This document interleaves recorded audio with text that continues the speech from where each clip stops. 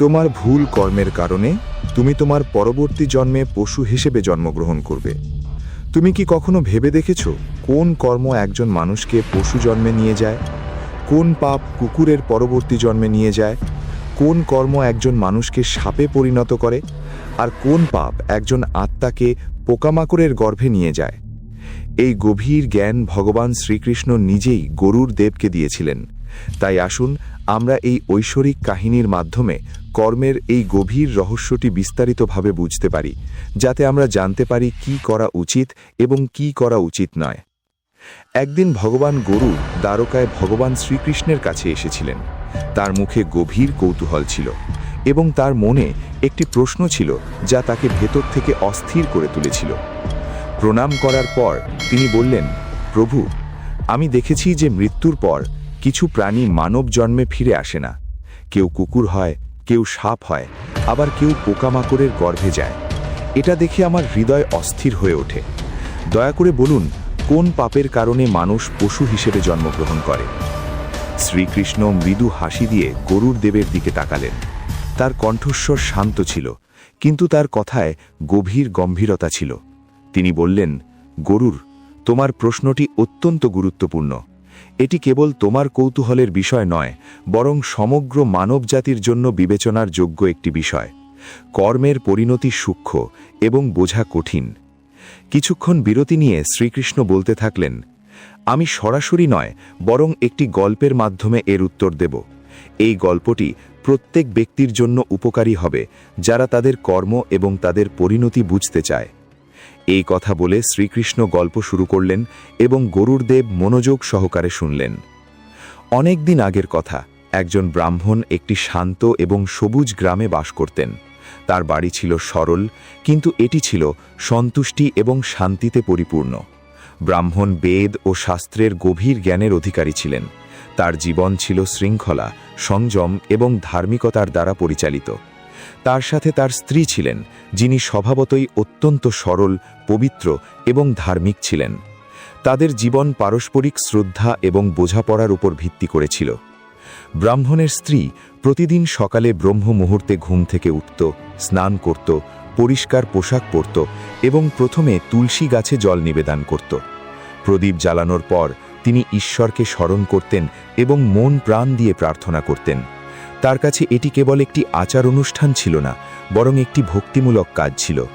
তিনি প্রতিটি গৃহস্থালির কাজে নিমগ্ন থাকতেন এবং অভিযোগ ছাড়াই তার কর্তব্য পালন করতেন। তাদের পরিবারের সম্পদ, খাদ্য এবং সম্মানের কোনো অভাব ছিল না।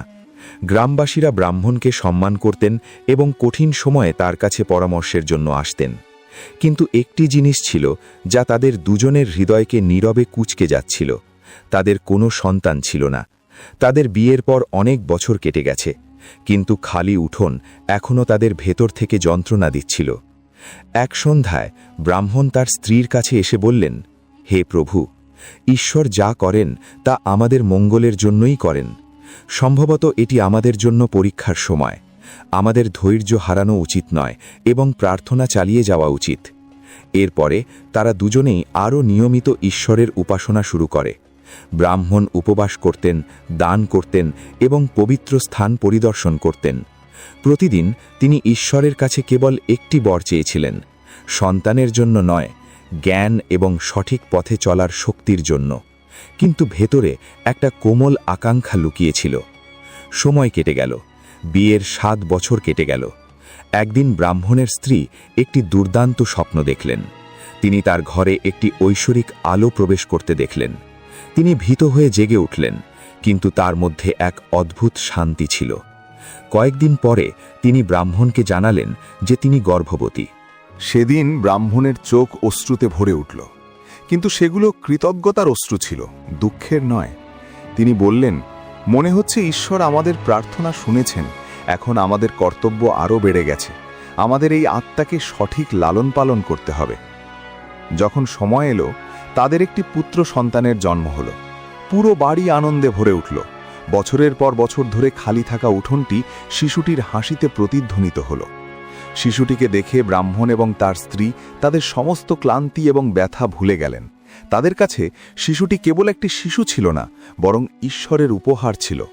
ব্রাহ্মণ প্রায়শই বলতেন, আমি চাই আমার ছেলে বড় হয়ে বেদ ও শাস্ত্রের পণ্ডিত হোক এবং আমাদের পূর্বপুরুষদের মতো ধার্মিকতার পথে চলুক। যদি তার হৃদয়ে করুণা এবং সত্য থাকে তবে তার কাছে জ্ঞান স্বাভাবিকভাবেই আসবে। আমাদের তাকে ভালোবাসা এবং ধার্মিক উদাহরণ দিতে হবে। ব্রাহ্মণ স্বভাবতই অত্যন্ত দয়ালু ছিলেন। প্রতিদিন সকালে তিনি গরুকে খাওয়ানো ছাড়া খেতেন না। তিনি মনে করতেন এটি তার কর্তব্য। গ্রামের রাস্তা দিয়ে যাওয়ার সময় যদি তিনি একটি কুকুর, বিড়াল বা পাখি দেখতে পেতেন, তিনি থামিয়ে তাকে কিছু খেতে দিতেন। তিনি এই সব প্রদর্শনের জন্য করেননি, বরং অভ্যন্তরীণ করুণা থেকে করেছিলেন। একদিন একজন প্রতিবেশী তাকে বললেন, আপনি এত দান করেন, আপনি প্রতিটি জীবন্ত জিনিসের এত যত্ন নেন, আপনি কি কখনো বোঝাবোধ করেন না? ব্রাহ্মণ শান্তভাবে উত্তর দিলেন, যদি ক্ষুধার্ত ব্যক্তির দৃষ্টিতে তোমার হৃদয় গলে না যায় তাহলে জ্ঞান ও ধর্মের অর্থ কি? তার ছেলে ধীরে ধীরে বড় হতে থাকে। ব্রাহ্মণ তার সাথে বসতেন, তাকে বেদ শোনাতেন, মন্ত্র পাঠ করতেন এবং জীবনের ছোট ছোট আচার অনুষ্ঠানও শেখাতেন। তিনি তাকে কেবল বইয়ের জ্ঞান নয়, বরং ব্যবহারিক জ্ঞান প্রদান করতে চেয়েছিলেন। ছেলেটি তার বাবার কথা মনোযোগ সহকারে শুনত এবং তার কাজকর্ম পর্যবেক্ষণ করত। একদিন ছেলেটি তার বাবাকে জিজ্ঞাসা করল, বাবা, তুমি কেন প্রতিটি জীবকে খাবার দাও? তারা তো কথাও বলতে পারে না। ব্রাহ্মণ তার মাথায় হাত রেখে বললেন, বাবা, তারা কথা বলতে পারে না, কিন্তু তারা ব্যথা অনুভব করে। যে অন্যের ব্যথা বোঝে কেবল সেই একজন প্রকৃত মানুষ। সময় তার নিজস্ব গতিতে চলতে থাকে। সেই ছেলেটি যে একবার তার বাবার কথায় সত্য এবং করুণার বীজ খুঁজে পেয়েছিল, এখন কৈশোর পেরিয়ে যৌবনের দ্বারপ্রান্তে। তার ভেতরের কৌতূহল আর আটকে ছিল না।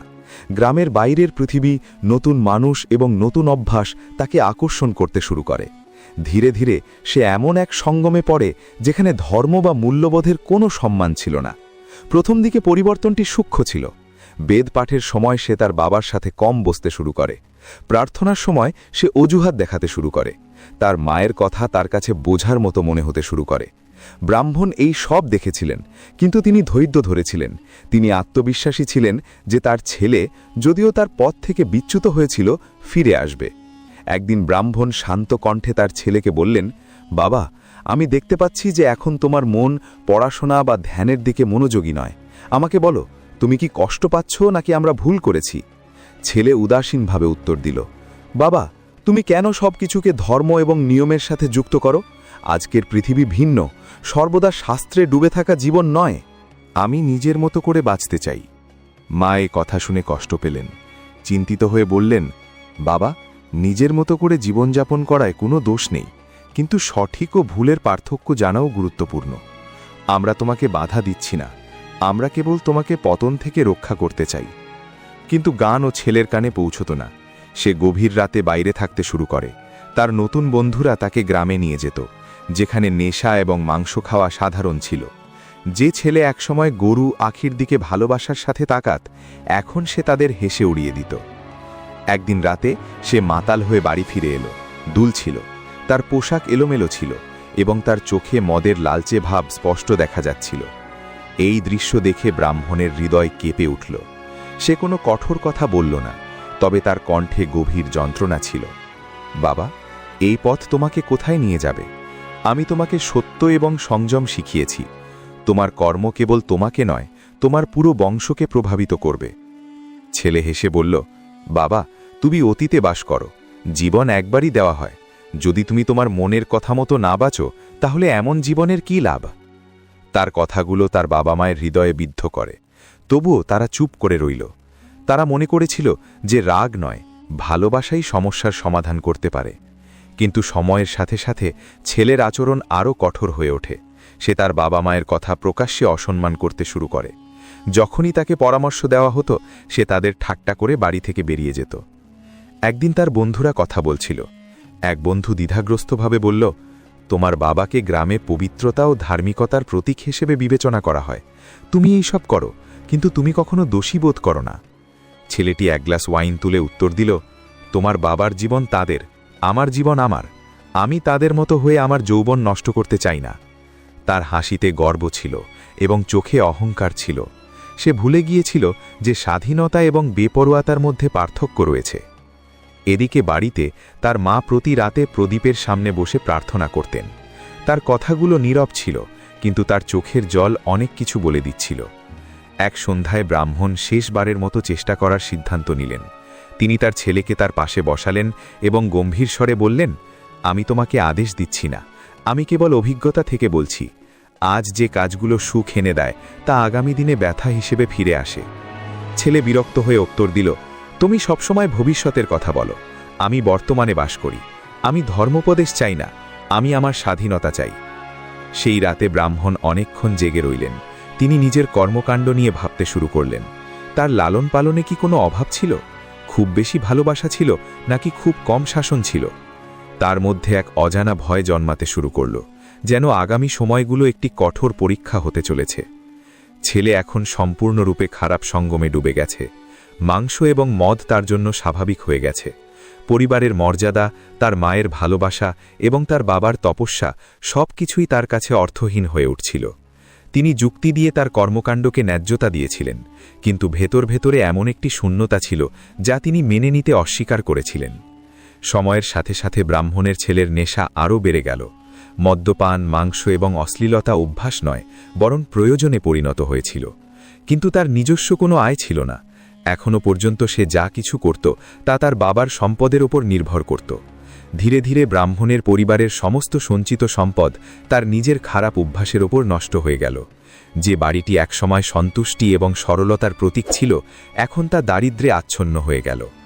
একদিন সে আবার তার বাবার কাছে এলো। তার কণ্ঠস্বর কর্তৃত্বের, নম্রতার নয়। সে কঠোর কণ্ঠে বলল, আমার টাকার প্রয়োজন, আমার বন্ধুরা অপেক্ষা করছে, আমি আজ খালি হাতে যেতে পারবো না। ব্রাহ্মণ তার চোখের দিকে তাকালো। সে বুঝতে পারল যে এই টাকা কোনো ভালো কাজের জন্য চাওয়া হচ্ছে না। সে ভারী হৃদয়ে উত্তর দিল, বাবা, আমার দেওয়ার মতো আর কিছুই নেই। আমার যা কিছু ছিল তা তোমার শখের জন্য ব্যয় করা হয়েছে এবং আমি তোমাকে এই ধরনের কাজের জন্য আর টাকা দিতে পারবো না। এই কথা শুনে ছেলের রাগ জ্বলে উঠল। তুমি আমাকে অসহায় করে ফেলেছ, তুমি কখনো আমার ইচ্ছাগুলো বুঝতে পারোনি। যদি তুমি আমাকে টাকা দিতে না পারো, তাহলে আমাকে ধর্ম প্রচার করার অধিকারও তোমার নেই। মা হস্তক্ষেপ করলেন, তার কণ্ঠে কাঁপা কাঁপা ব্যথা। বাচ্চা, রাগের মাথায় এভাবে কথা বলো না। আমরা তোমার জন্য কি করিনি? আজও আমরা তোমাকে সঠিক পথে ফিরিয়ে আনার জন্য শেষ চেষ্টা করছি। কিন্তু মনে হচ্ছিল যেন ছেলের ওপর অন্ধকার নেমে এসেছে। ক্রোধে সে পরিবারের সমস্ত মর্যাদা ভুলে গেল এবং তার বাবা মায়ের সাথে ঝগড়া করতে লাগল। সে কঠোর কথা বলল, তাদের অপমান করল এবং অবশেষে তাদের ঘর থেকে বের করে দিল। আজ তারা একই উঠোন ছেড়ে চলে গেল যেখানে তারা তাকে হাঁটতে শিখিয়েছিল, অপমানিত হয়ে। ব্রাহ্মণের চোখ থেকে অশ্রু ঝরছিল, কিন্তু সে শান্ত রইল। সে তার স্ত্রীর হাত ধরে বলল, হয়তো এটাই আমাদের কর্মের পরীক্ষা। ঈশ্বর আমাদের যেখানেই নিয়ে যাবেন সেখানেই আমাদের আশ্রয় হবে। রাতে তারা দুজনেই বনের দিকে হাঁটতে থাকল, কোনো আশ্রয়, পরিবহনের উপায় ছাড়াই। তারা একটি আশ্রমে পৌঁছে গেল যেখানে একজন বৃদ্ধ গুরু থাকতেন। গুরু তার মুখে ব্যথা এবং তপস্যা উভয়ই চিনতে পেরেছিলেন। তুমি এখানে আশ্রয় নিতে এসেছ? গুরু শান্ত স্বরে বললেন, এই আশ্রম সকলের জন্য উন্মুক্ত, এখানেই থাকো যতদিন ইচ্ছা। এদিকে ব্রাহ্মণের ছেলে এখন সম্পূর্ণরূপে পতনের পথে যাত্রা শুরু করেছিল। তার বাবা মায়ের মৃত্যুর পর তার কাছে টাকা বা ভরণপোষণ কিছুই ছিল না, কিন্তু তার আবেগ রয়ে গেল। মদ্যপান এবং অশ্লীলতার জন্য যখন তার টাকা ফুরিয়ে গেল, তখন সে আরও ভয়ঙ্কর পথ বেছে নিল। সে বনে নিরীহ প্রাণী শিকার করতে শুরু করল। সে তাদের মাংস বিক্রি করে টাকা আয় করত এবং তারপর সেই টাকা আবার নেশায় লিপ্ত হতে ব্যবহার করত। একদিন রাতে তার বন্ধুদের সাথে বসে সে গর্বের সাথে ঘোষণা করল, এখন আমাকে কারো ওপর নির্ভর করতে হবে না। বনে সবকিছু বিনামূল্যে, তোমার যা দরকার তা হলো সাহস আর অস্ত্র। এক বন্ধু হেসে বলল, তুমি সত্যিই তোমার বাবার থেকে সম্পূর্ণ আলাদা হয়ে গেছ। সে যদি জানতে পারে তাহলে সে কি বলবে? সে হেসে উঠল, সে তার আশ্রমে সুখী থাকবে আর স্তোত্র গাইবে, আর আমি আমার জীবনে সুখী হব। সবার যা খুশি তাই করা উচিত। সময় এভাবেই কেটে গেল। পাপ একে অপরের উপরে স্তূপীকৃত হয়ে গেল। তারপর একদিন তার শরীরে লাল ব্রণ দেখা দিল। প্রথমে সে মনোযোগ দিল না, কিন্তু কয়েকদিনের মধ্যেই সেগুলি তার সারা শরীরে ছড়িয়ে পড়তে শুরু করল। সে ঠিকমতো বসতে বা শুতে পারছিল না। সে রাতগুলো উল্টাপাল্টা করে কাটাত। সে তার বন্ধুদের ডেকে বলল, আমার শরীরে একটা প্রচণ্ড জ্বালাপোড়া অনুভব করছি। আমার মনে হয় আমার কোনো রোগ হয়েছে। কয়েকদিন আমার সাথে থেকো, আমাকে একা ছেড়ে যেও না। তার বন্ধুরা তাকে উপর থেকে নিচে তাকালো। ব্রণের সাথে রক্তের সংযোগ এবং দুর্গন্ধ দেখে তারা ভীত হয়ে পড়ল। তার বন্ধুরা বলল, এটা একটা ভয়ঙ্কর রোগ বলে মনে হচ্ছে, এটা আমাদের জন্য বিপজ্জনক হতে পারে, তোমার ডাক্তার দেখা উচিত, আমরা এখানে থাকতে পারব না। এই বলে তারা এক এক করে চলে গেল। যাদের জন্য সে তার বাবা মাকে ছেড়ে গিয়েছিল তারা তাকে এই অবস্থায় একা ফেলে চলে গেল। সে একা বসে যন্ত্রণায় কাতরাতে লাগল। তার মনে চিন্তার ঝড় বয়ে চলল। আজ এই বন্ধুটি কোথায়, যাকে আমি সবকিছু ভেবেছিলাম? আর যে বাবা মাকে আমি তাড়িয়ে গিয়েছিলাম তারা আমাকে এত ভালোবাসত। তার চোখ দিয়ে অশ্রু ঝরতে লাগল। প্রথমবারের মতো সে তার কর্মের ভার অনুভব করল। কার জন্য আমি এত কিছু করলাম? মদ আর মাংসের জন্য, ক্ষণিকের আনন্দের জন্য আমি সবকিছু হারিয়ে ফেলেছি। এখন সে তার মায়ের প্রার্থনা মনে করতে শুরু করল। তার বাবার শান্ত কথাগুলো তার কানে প্রতিধ্বনিত হল। তার শরীরের যন্ত্রণার চেয়ে তার হৃদয়ের যন্ত্রণা তাকে বেশি জ্বালাতন করছিল। সে জানত যে তার নিজের লোকদের ত্যাগ করেছে, শেষ পর্যন্ত সে একাই থেকে যায়। বনের নীরবতায় তার কান্নার প্রতিধ্বনিত হচ্ছিল। সময় যেন তার জন্য স্থির হয়ে দাঁড়িয়ে আছে। বন্ধুরা চলে যাওয়ার পর ব্রাহ্মণের ছেলে সম্পূর্ণ একা। তার শরীর ব্যথায় ভরে গেল, তার মন অনুশোচনায়। সেই নির্জনতায় প্রথমবারের মতো সে সত্যিই তার বাবা মায়ের কথা মনে করল। তার মনে হল যে এই পৃথিবীতে যদি কেউ তাকে এখনও গ্রহণ করতে পারে তবে সে কেবল তার বাবা মা। ঠিক সেই মুহূর্তে সে তাদের খুঁজে বের করার সংকল্প করল। সে জানত না তারা কোথায় আছে, এমনকি তারা বেঁচে আছে কিনা। তবুও সে বনের পথ ধরে হেঁটে চলল। প্রতিটি পদক্ষেপের সাথে সাথে তার শরীরে জ্বালা বাড়তে লাগল, কিন্তু তার হৃদয়ে একমাত্র চিন্তা ছিল ক্ষমা চাওয়া। হাঁটতে হাঁটতে সে বনের আরও গভীরে পৌঁছে গেল। গাছগুলি আরও ঘন হয়ে উঠছিল। সূর্যের আলো মাটিতে পৌঁছাতে প্রায় অসম্ভব। চারদিকে এক অদ্ভুত নীরবতা, যেন বন নিজেই তাকে সতর্ক করছে। পাখির শব্দও এখন কমে গেছে। সে বিড়বিড় করে বলল, মা এবং বাবা, তোমরা যেখানেই থাকো, একবার আমাকে ক্ষমা করো। কিছু দূর হেঁটে যাওয়ার পর হঠাৎ ঝোপের মধ্যে একটা শব্দ শুনতে পেল সে। তার হৃৎস্পন্দন শুরু হয়ে গেল। পরের মুহূর্তে তার চোখের সামনে একটি চিতাবাঘ এসে হাজির হল। তার চোখ জ্বলছিল, তার শরীর পাতলা ছিল এবং তার চলাফেরা স্পষ্টভাবে ইঙ্গিত দিচ্ছিল যে সে কয়েকদিন ধরে ক্ষুধার্ত ছিল। এটি ধীরে ধীরে তার দিকে এগিয়ে যেতে লাগল। ব্রাহ্মণের ছেলে ভয়ে কাঁপতে লাগল। তার পা যেন জমে গেল। কাঁপা কণ্ঠে সে বলল, আমাকে মেরো না, আমার খুব ব্যথা হচ্ছে। আমি আমার বাবা মাকে খুঁজে বের করতে যাচ্ছি। আমার সারা শরীরে ফোড়া, আমি আর সহ্য করতে পারছি না। চিতাবাঘটি থামল। তার চোখে কোনো করুণা ছিল না, বরং একটি কঠোর স্মৃতি ছিল। গভীর গম্ভীর কণ্ঠে সে বলল, আজ তুমি তোমার জীবন ভিক্ষা করছ। যখন তুমি নিরীহ প্রাণীদের হত্যা করেছিলে, তারাও নিশ্চয়ই তাদের জীবন ভিক্ষা করেছিল।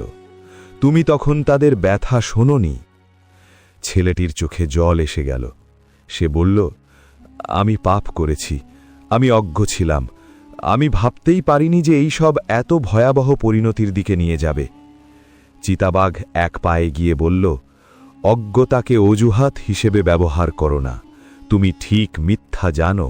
তুমি একজন ব্রাহ্মণের পুত্র, তবুও তুমি ইচ্ছাকৃতভাবে অধর্ম বেছে নিয়েছ। তার কণ্ঠস্বর বনের মধ্য দিয়ে প্রতিধ্বনিত হল। ছেলেটি পিছু হটতে চাইছিল, কিন্তু তার শরীর তা প্রত্যাখ্যান করেছিল। সে কাঁদতে কাঁদতে বলল, আমি আমার বাবা মাকে অপমান করেছি। আজ আমি একা, আমাকে আরও একটি সুযোগ দাও। চিতাবাঘের চোখে এক অদ্ভুত ঝলক দেখা দিল। সে বলল, তোমার গল্প আমাকে নিজের কথা মনে করিয়ে দেয়। আমিও একসময় মানুষ ছিলাম, আমিও জীবনের সঠিক পথ জানতাম, তবু আমি হিংসা এবং আনন্দ বেছে নিয়েছিলাম। ছেলে কি হতবাক হয়ে তার দিকে তাকালো। তুমি মানুষ ছিলে? এটা কিভাবে সম্ভব? এটা কি কর্মের ফল? চিতাবাঘ একটি দীর্ঘ নিঃশ্বাস ফেলল। সে বলল, আমার পূর্বজন্মে আমিও নিরীহ প্রাণীদের হত্যা করেছিলাম। আমি তাদের মাংস খেয়েছিলাম এবং এটিকে আমার অধিকার বলে মনে করেছিলাম। মৃত্যুর পর তিনি বললেন, আমি এই রূপে জন্মেছি। তারপর থেকে আমি এই বনে ঘুরে বেড়াচ্ছি। ছেলেটির শরীর ভয়ে অসার হয়ে গেল এবং জিজ্ঞাসা করল, তাহলে কি আমার ভাগ্য কি এটাই? আমার পাপ কি আমাকে একই রূপে নিয়ে যাবে? চিতাবাঘ গম্ভীর স্বরে বলল, কর্ম কখনো ধ্বংস হয় না, সময় এলে ফল দেয়। তোমার কর্ম আজ আমার সামনে দাঁড়িয়ে আছে। ছেলেটি হাত জোড় করে বলল, আমাকে ক্ষমা করো, আমি জীবনকে হালকাভাবে নিয়েছিলাম। আমি জানতাম না যে প্রতিটি কর্মের হিসাব নেওয়া হয়। চিতাবাঘ কয়েক মুহূর্ত চুপ করে রইল, তারপর বলল, অনুতাপ তখনই মূল্যবান যখন তা কর্মের আগে আসে। আজকের অনুতাপ তোমাকে দুঃখ থেকে মুক্তি দিতে পারে না। আজ আমি তোমাকে খেয়ে আমার ক্ষুধা মেটাবো এবং তোমার জন্য এটিও তোমার কর্মের ফল। ছেলেটি জোরে কেঁদে উঠল, মা, বাবা, আমি একটা গুরুতর ভুল করেছি। আমি চাই সময় ফিরে আসুক, কিন্তু সময় কখনো ফিরে আসে না। পরের মুহূর্তে চিতাবাঘটি তার উপর ঝাঁপিয়ে পড়ে। একটি চিৎকারে বনের নীরবতা ভেঙে যায়। তারপর সব কিছু শান্ত হয়ে যায়। কিছুক্ষণের মধ্যেই ব্রাহ্মণের ছেলের জীবন শেষ হয়ে যায়। হঠাৎ তার সামনে দুটি ভয়ঙ্কর মূর্তি আবির্ভূত হল। তাদের চোখ আগুনের মতো ছিল এবং তাদের হাতে ফাঁস ছিল। তারা ছিল যমদূত। একজন যমদূত কর্কশ কণ্ঠে বললেন, তোমার সময় শেষ, এখন তোমাকে তোমার কর্মের ফল ভোগ করতে হবে।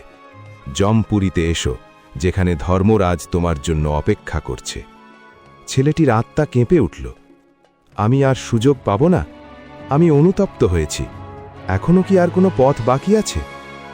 দ্বিতীয় যমদূত বললেন, জীবনে অনুতপ্ত হওয়ার সময় এসেছে, এখন কেবল কর্মের বাকি আছে। তারা দুজনেই তার আত্মাকে তাদের সাথে করে যমপুরীর দিকে রওনা দিল। পথে সে অনেক আত্মা দেখতে পেল। কেউ কাঁদছিল, কেউ কাতর ছিল, কেউ নীরবে দাঁড়িয়েছিল। প্রত্যেকের মুখে আলাদা ধরনের যন্ত্রণা, কিন্তু কারণ একই ছিল, তাদের কর্ম।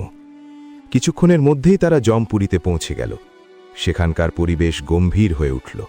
বিশাল হলঘরে ধর্মরাজ যমরাজ বসেছিলেন। তার মুখে রাগ বা করুণা ছিল না, কেবল ন্যায় বিচার ছিল। তার কাছে চিত্রগুপ্ত তার ধর্মগ্রন্থ নিয়ে দাঁড়িয়েছিলেন। যমদূতরা প্রণাম করে বললেন, মহারাজ, এই সেই আত্মা যে জীবনে অনেক পাপ করেছে, তাকে আপনার সামনে উপস্থাপন করা হয়েছে। যমরাজ গম্ভীর দৃষ্টিতে আত্মার দিকে তাকালেন। তিনি বললেন, চিত্রগুপ্ত, তার কর্মের সম্পূর্ণ হিসাব উপস্থাপন করুন। চিত্রগুপ্ত বইটি খুলল। তার কণ্ঠস্বর শান্ত ছিল, কিন্তু তার কথাগুলো ছিল কঠোর সত্যে ভরা। এই আত্মা ছিল একজন ধর্মপ্রাণ ব্রাহ্মণের পুত্র। তার ন্যায় অন্যায় সম্পর্কে পূর্ণ জ্ঞান ছিল, তবুও সে ইচ্ছেকৃতভাবে অধর্মের পথ বেছে নিয়েছিল। সে আরও পড়েছিল, সে তার পিতামাতাকে অপমান করেছিল।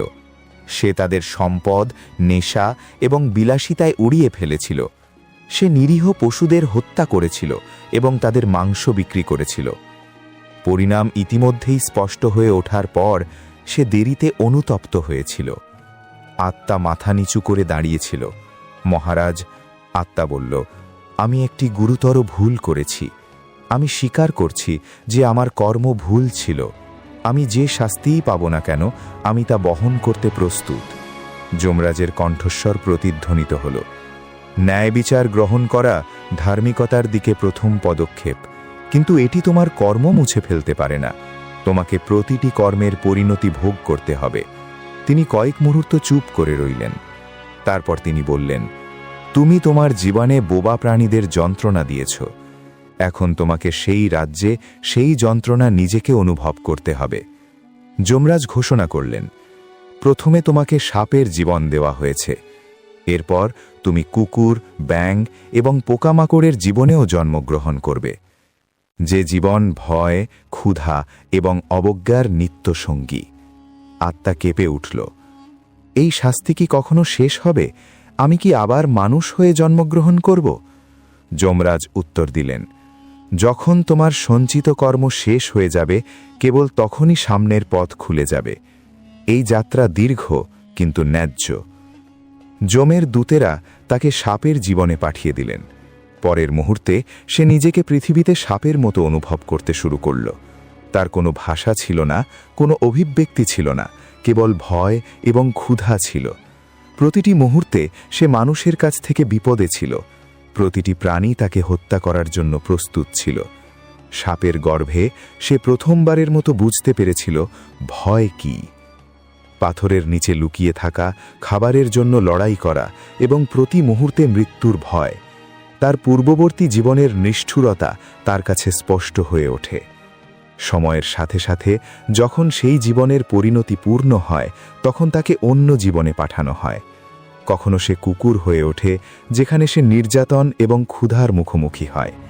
কখনো ব্যাঙ, প্রতি পদক্ষেপে পিষ্ট হওয়ার ভয়। কখনো পোকা, যার কথা কেউ ভাবে না। প্রতিটি জীবনে সে একই জিনিস বুঝতে পারে।